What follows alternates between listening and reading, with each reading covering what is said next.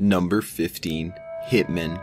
Another key component of what makes up the world of deep web shopping is the hitman services that are offered by several different sites. Much like the Silk Road, transactions are made using the Bitcoin currency to maintain as much anonymity as possible.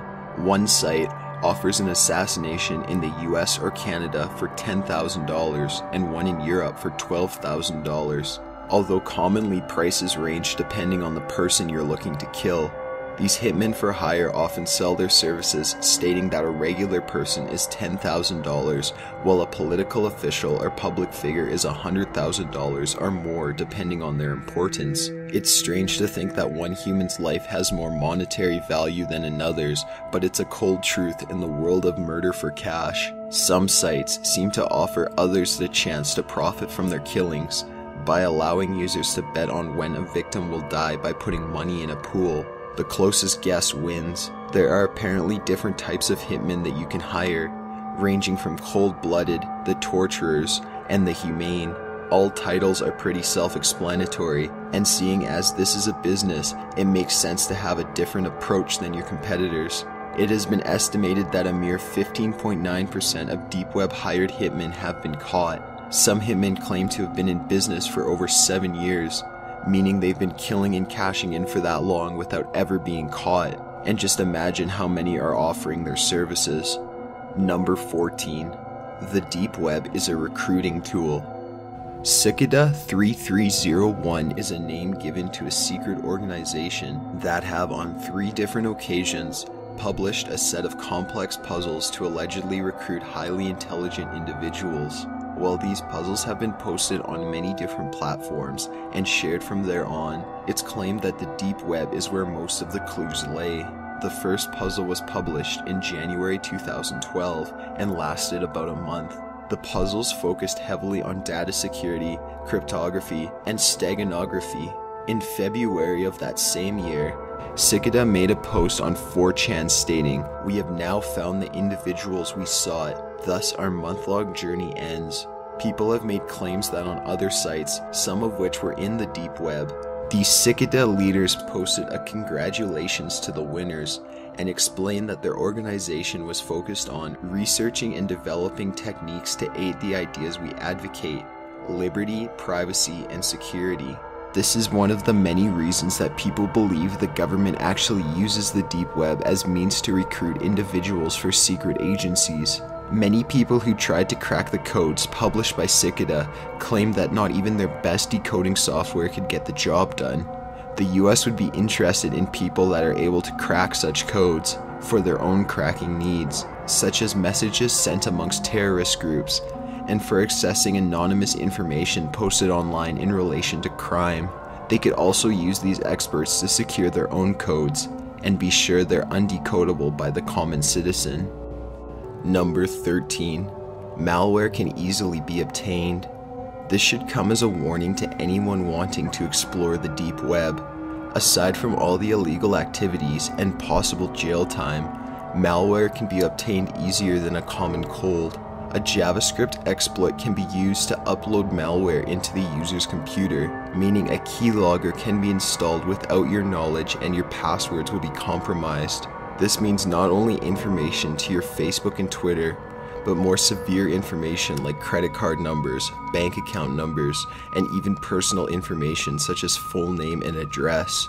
One of the most famous malware used on the surface web, which is also making its debut down in the deep web, is called the Citadel Trojan. While it is capable of being used to carry out many malicious and criminal tasks, it is often used to steal banking information by man-in-the-browser keystroke logging and form grabbing. It is also used to install the CryptoLocker ransomware. However, this vicious malware is just a popular example of the different types available down in the deep web. There are plenty of malwares that people haven't even heard of yet. This is a main reason so many people suggest not to visit the deep web. Number 12. The size of the deep web. When it comes to the internet, many people like to explain it as being in layers, with the web we use in our daily lives being the very top layer of it all. Facebook, YouTube, and Google are all basic top layer sites. Even those strange porn sites that seem like they don't belong on the web are only the tip of the iceberg. A study done by the University of California, Berkeley in 2001 came to the conclusion that the deep web is about 7.5 petabytes large. That's 7,500 gigabytes. A mere 2 years later, in 2003, that amount of information increased to 91,850 petabytes. Furthermore, the deep web is estimated to account for about 96% of all content on the internet, while the top layer is only about 4%. That's about 1 billion pages on the regular web versus about 550 billion on the deep web. So to sum it all up, the deep web is about 500 times larger than the regular web. That being said, if you think the cannibals, child porn, and murder are scary, just take a second to think about all the sites lost in the deep web that no one has stumbled upon or reported yet. Number 11. Silk Road transactions. The deep web is full of different types of black markets. You can find everything from heroin and illegal weapons to pretzels and baby spirits. However, the most popular of all the black markets out there is the Silk Road. The website was launched in February 2011 after a 6-month development period. The Silk Road mostly sells drugs, and its most popular item is weed, of course. In February 2011, it was found that the Silk Road had made about $15 million worth of transactions, with that amount doubling or tripling over a 12-month period. These figures are equivalent to roughly $1.2 billion in revenue and $79.8 million in commissions at current Bitcoin exchange rates. According to information provided by users when registering, 30% of sales were from the United States, 27% chose to be undeclared, and beyond that, in order from highest to lowest, the United Kingdom, Australia, Germany, Canada, Sweden, France, Russia, Italy, and the Netherlands. During a 60-day period, there are over 1,200,000 messages sent over Silk Road's secure messaging features.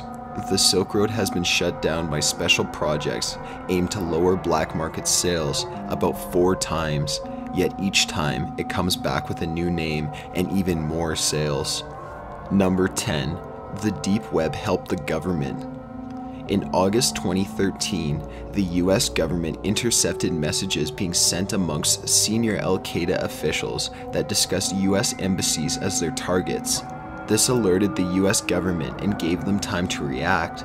As a result, in sort of a strategic plot, the US shut down 22 US embassies across the Middle East and North Africa as an attempt to remove them as being targets. These messages were joined with threats from Yemen, as well as rumors that Al-Qaeda had been tied to prison breaks in the region that led to the escape of hundreds of terrorists and other criminals. The messages were being sent through some sort of special outlet on the deep web, basically an anonymous email service, similar to Hotmail but without the IP. This use of the deep web emphasizes how it is an aid to terrorists, but also that the US government clearly has major access to it. This event helped contribute to a vast amount of theories surrounding the fact that the government actually knows all of the dark shit going on in the deep web, and simply doesn't care. However, that's a little unfair to say. Every time the US does manage to shut down a site, it just pops back up a few months later. Number 9. Women and their stillborns. Yet another creepy deep website that is exactly what it seems. This website is sort of a special breed amongst the deep web. There's nothing sexually deviant about it, as well as nothing being sold illegally. This site is where women share photos of their stillborn children because they can't deal with the pain, and they are using it as an outlet to find other women going through the same thing. Although it's pretty creepy to think of the photo gallery filled with photos of dead fetuses, this is a very hard thing for a woman to go through, and this is actually a pretty healthy way of coping. While there is a site much like this available on the surface web, there's something that is said to be a little more haunting available on the deep web, which includes home video footage of women giving birth to their stillborns. Again, the site seems to have no sexual connotation attached to it, nothing more than mothers looking for a place to grieve. Number 8. Journalists use the deep web. Although to members of more free societies, the deep web seems like an underground railroad for drugs and gross fetishes, it is actually useful for much more important things around the world. In countries with very heavy censorship or internet laws, like North Korea and Saudi Arabia, the reporters and journalists use the deep web to research what's going on in other parts of the world, as well as to exchange information amongst each other.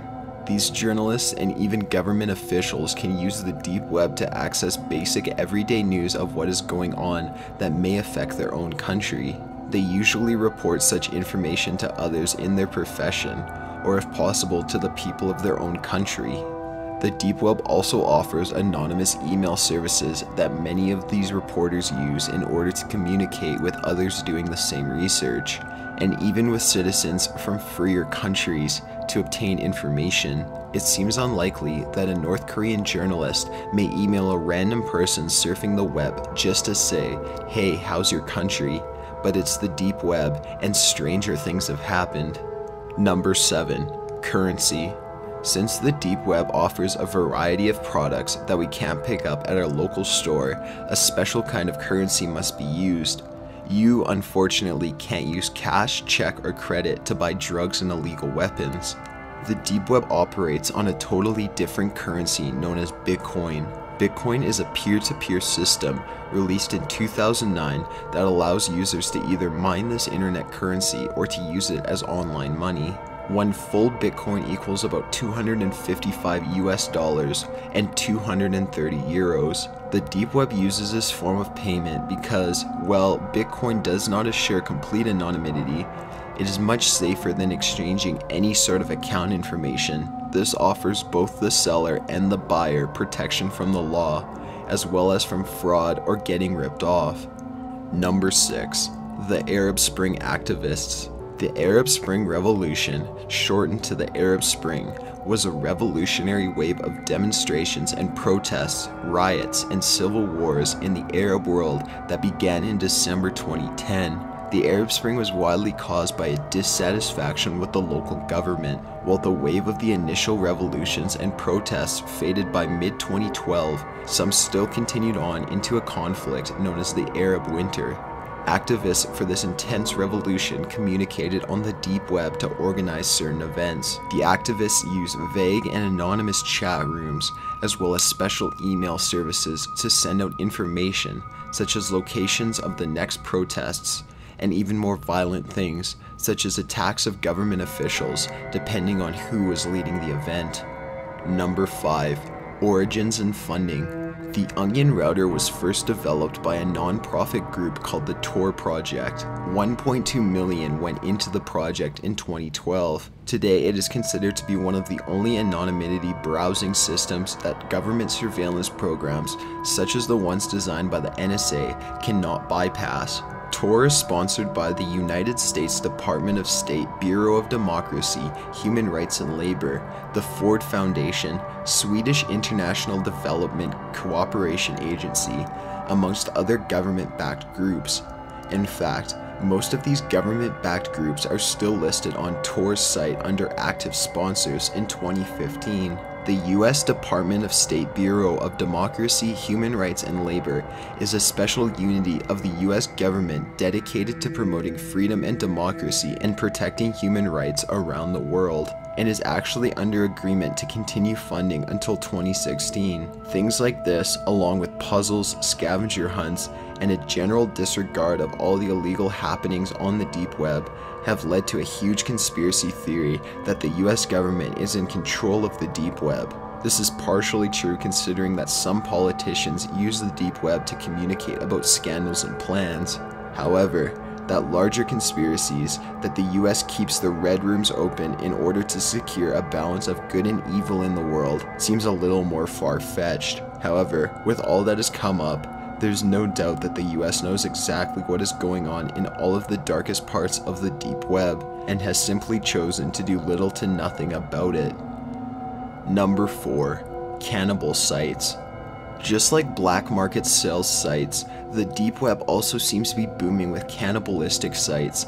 Everything from cannibal chat rooms to cookbooks, you can find it on the deep web. There are sites that are as simple as discussing things such as the user's first time eating human flesh.